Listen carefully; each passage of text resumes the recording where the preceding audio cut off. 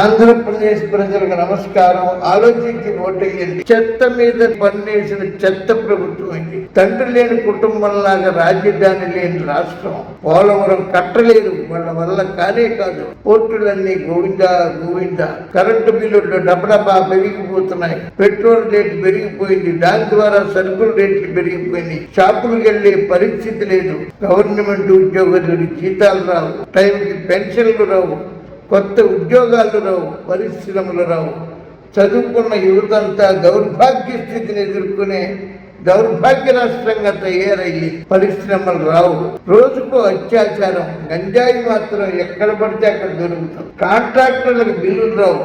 రోడ్లు వేయడానికి కూడా కాంట్రాక్టర్లు లేరు. రోడ్లన్నీ గుంతలు, మంత్రులందరూ బూతులు.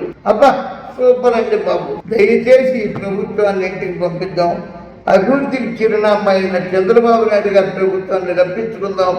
జై తెలుగుదేశం, జై జనసేన, జై బీజేపీ. మీ అందరి శ్రేయోభిలాషి అమ్మ ప్రసాద్.